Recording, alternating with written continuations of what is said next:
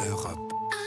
Europe 1. Voici la revue de presse. Bonjour Marion Lagardère. Bonjour Patrick, bonjour Julie, bonjour à tous. Dans la presse ce matin, de l'anxiété et du doute sur de nombreux sujets. C'est à se demander si on peut encore se fier à quoi que ce soit. Pas à ce qu'on mange en tout cas. Le glyphosate, l'herbicide de la firme Monsanto, fait de nouveau la une de plusieurs journaux, celle de l'Union, de 20 minutes et du Dauphiné. Le pesticide qui sème le trouble en cause. L'annonce faite hier par le porte-parole du gouvernement de l'interdire avant la fin du quinquennat. Puis le rétropédalage un peu plus tard dans la journée. Édito de Didier Rose dans les dernières nouvelles d'Alsace. Qui sème l'indécision récolte l'incompréhension. À cultiver une bonne conscience écologique sans plus.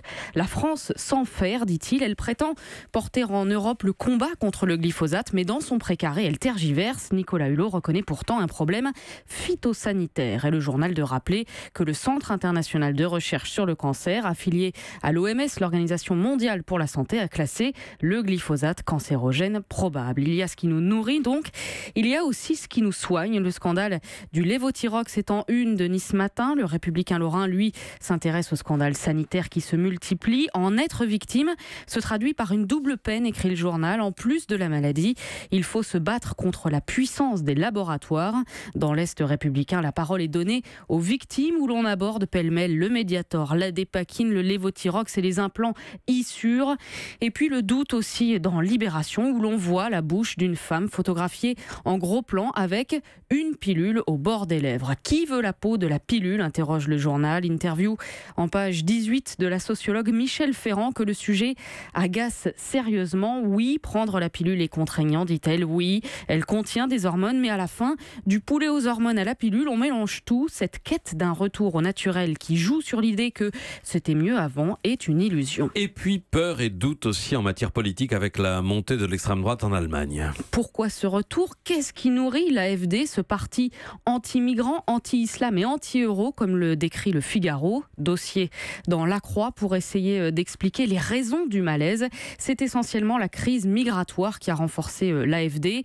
Ce parti attire sur le thème de l'islam, du terrorisme et de la présence des étrangers. Mais il y a aussi un ressort d'ordre social, écrit le journal.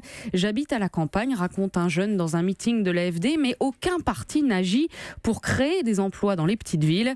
À ses côtés, un retraité évoque les difficultés économiques de sa belle-sœur, une aide-soignante qui vit des aides sociales.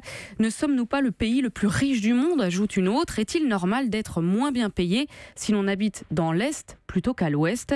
Interview de Patrick Moreau, historien et auteur du livre L'autre Allemagne, le réveil de l'extrême droite. Il met en garde contre les comparaisons hâtives avec le nazisme. Ceux qui voient un lien entre national-socialisme et l'AfD se trompent, dit-il. Les gens qui ont voté pour ce parti ne sont pas convertis au nazisme.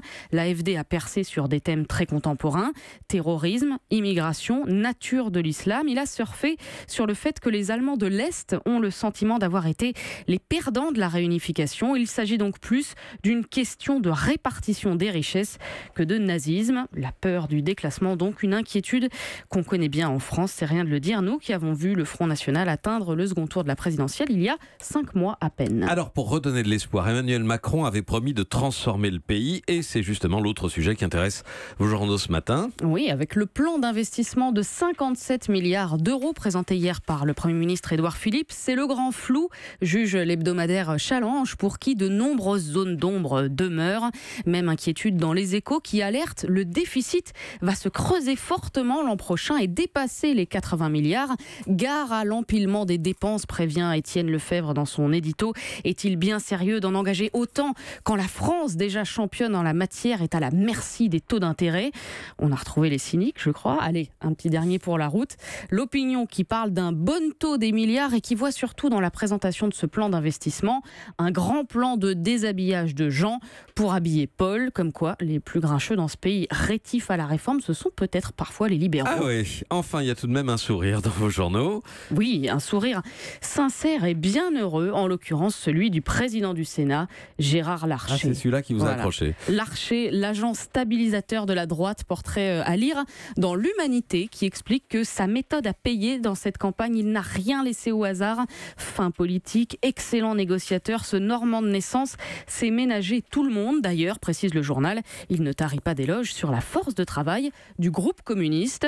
Souriant, Gérard Larcher, en page 12 du journal Le Monde. La force tranquille de l'ancien monde, titre l'article qui parle d'un homme qui incarne le Sénat et qui vibre lorsqu'il parle des territoires. On cherche quelques nuances critiques, mais en vain. De fait, résume le journaliste Alexandre Lemarié, l'atout majeur de cet homme affable, capable de vous proposer un verre de blanc dès 11h, c'est sa bonhomie. Le petit blanc de 11h, Patrick, ça peut faire des élections ou une migraine, c'est selon. Et justement, je terminerai là-dessus, puisque si vous ne cherchez que du positif et de l'espoir dans la presse, eh bien, je vous renvoie vers la une de Femme Actuelle. L'hebdo l'affirme, oui, il y a des solutions contre les maux de tête et les migraines. Alors, on n'y parle pas du tout de vin blanc, mais de boire de l'eau, de respirer de la lavande ou d'essayer l'acupuncture. Sachant qu'il y a aussi l'hypnose qui permet aux patients de prendre de la distance et de diminuer le stress lié au mal de tête. À savoir si ça marche aussi pour l'actualité anxiogène, le magazine ne le dit pas. Merci pour tous ces conseils. C'était Marion Lagardère pour la revue de presse. Europe 1.